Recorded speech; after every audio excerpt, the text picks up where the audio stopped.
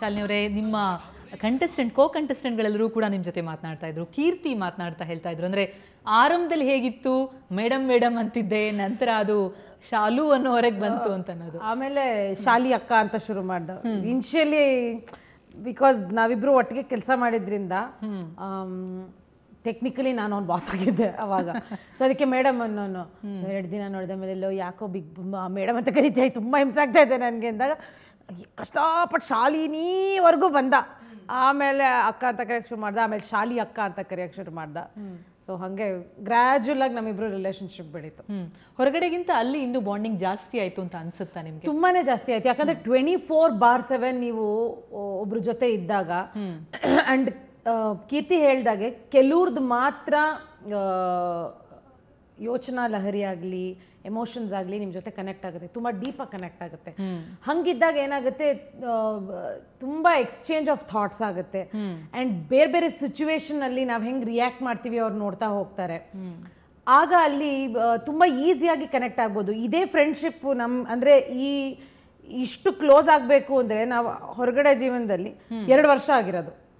But ಆ ಮನೆಯಲ್ಲಿ ಅದು ಕಾನ್ಸಂಟ್ರೇಟೆಡ್ ವರ್ಷನಲ್ಲಿ ನಮಗೆ ಸಿಕ್ತು ಅಂತ, ಅವಕಾಶ ಸಿಕ್ತು ಅಂತ. ಖಂಡಿತ ಆ ಅವಕಾಶ ನಿಮ್ಮ ಸ್ನೇಹನ ಗಟ್ಟಿಗೊಳಿಸ್ತು. ಆದರೆ ಹಲವಾರು ಕೆಂಗಣ್ಣಿಗೂ ಗುರಿ ಆಯ್ತಾ ಅಂತ ಅದೇನು ಮಾಡೋಕ್ಕಾಗಲಿಲ್ಲ ನಾವು. ಆ್ಯಂಡ್ ತಕ್ಕ ಮಟ್ಟಿಗೆ ನಾವು ಅದಕ್ಕೆ ಉತ್ತರ ಕೊಡೋಕ್ಕೆ ಪ್ರಯತ್ನ ಪಟ್ವಿ. ಆ ಥರ ಇಲ್ಲ ಅಂತ ಜಸ್ಟಿಫೈ ಮಾಡೋಕ್ಕೆ ಟ್ರೈ ಮಾಡಿದ್ವಿ. ಟೈರಿಂಗ್ ಆಗಿತ್ತಾ ಅದು ಒಂದು ರೀತಿಯಲ್ಲಿ?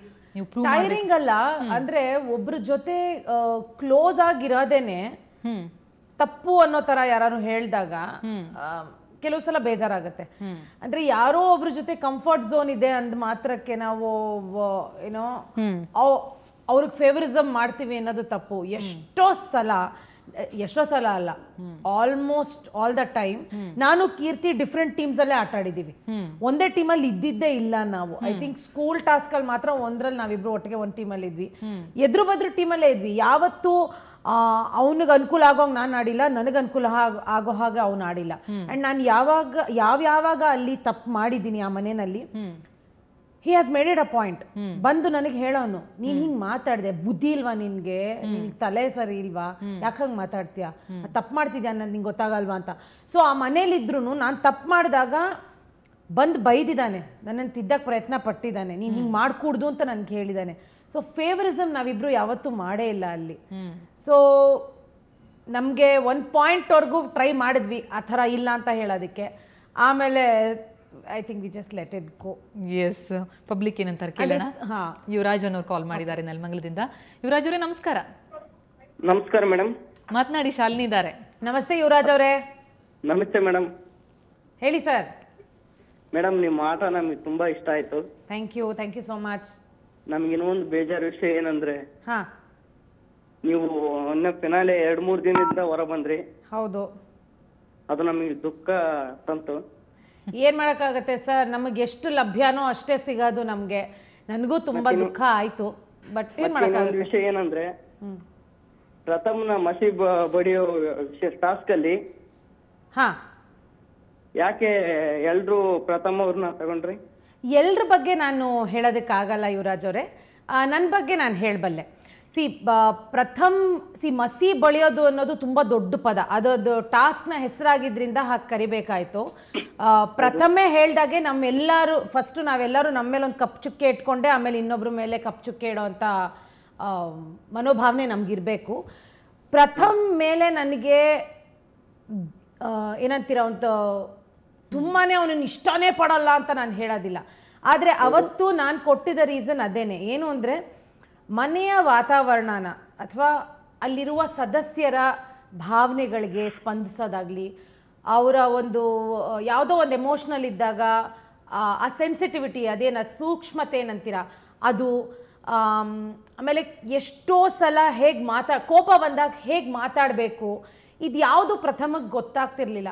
ಸೊ ನನಗೆ ಅದೆಲ್ಲ ತುಂಬಾ ಡಿಸ್ಟರ್ಬ್ ಆಗೋದು. ಅವ್ರು ಜಗಳ ಆಡೋದು ನನಗೆ ಯಾವತ್ತೂ ಪ್ರಾಬ್ಲಮ್ ಅಲ್ಲ. ಇನ್ಫ್ಯಾಕ್ಟ್ ಅವ್ನು ಪ್ರಥಮ್ಗೆ ಹೇಳ್ತಿದ್ದೆ, ಜಗಳ ಆಡಬೇಕಾ, ಬಾ ಎದುರು ಬದ್ರು ನಿಂತ್ಕೊಂಡು ಜಗಳ ಆಡೋಣ ನಾವು.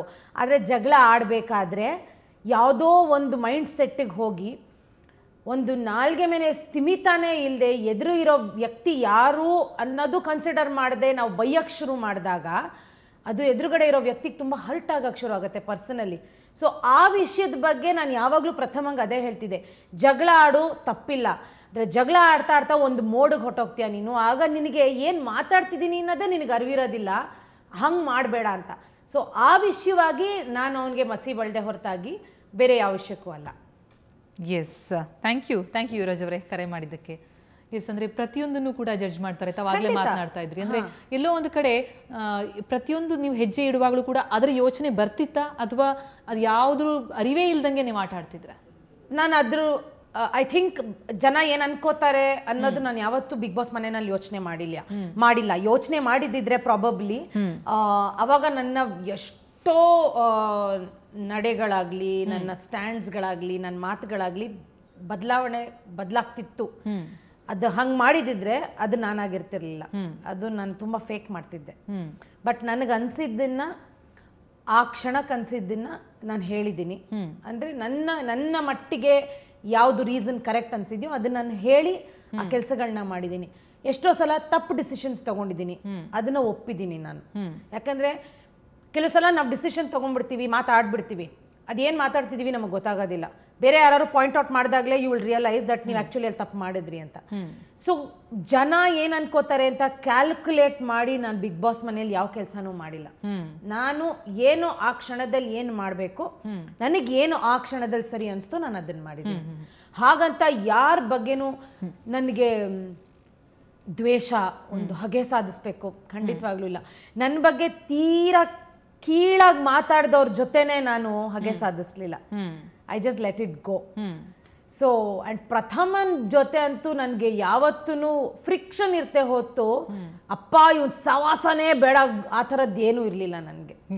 They was only one point. ನಾನು ಇವಾಗ ಯುವರಾಜ್ ಅವ್ರಿಗೆ ಏನು ಹೇಳಿದೆ ಅದೊಂದೇ ಪಾಯಿಂಟನ್ನ ನಾನು ಬರೋವರೆಗೂ ಪ್ರಥಮಂಗೆ ಹೇಳ್ತಿದ್ದೆ, ಮುಂದ್ಗಡೆ ಇರೋ ವ್ಯಕ್ತಿಗೆ ಏನೋ ದಟ್ ಹ್ಯೂಮನ್ ಬೀಯಿಂಗ್ ಒಂಚೂರು ಗೌರವ ಕೊಡು, ಮನ್ಸಲ್ಲಿ ಇಟ್ಕೋ, ಯಾರೋ ನಿನ್ ಮುಂದೆ ನಿಂತಿದ್ದಾರೆ, ಅವ್ರ ಮನ್ಸಿಗೆ ನೋವಾಗೋ ಹಾಗೆ ಮಾತಾಡಬೇಡ, ಜಗಳಾಡೋ ಭರದಲ್ಲಿ ನಿನ್ ಪಾಯಿಂಟ್ನ ಪ್ರೂವ್ ಮಾಡೋ ಭರದಲ್ಲಿ ಅವ್ರಿಗೆ ಹರ್ಟ್ ಮಾಡಬೇಡ ಅಂತ ನಾನು ಹೇಳ್ತಾ ಇದ್ದೆ.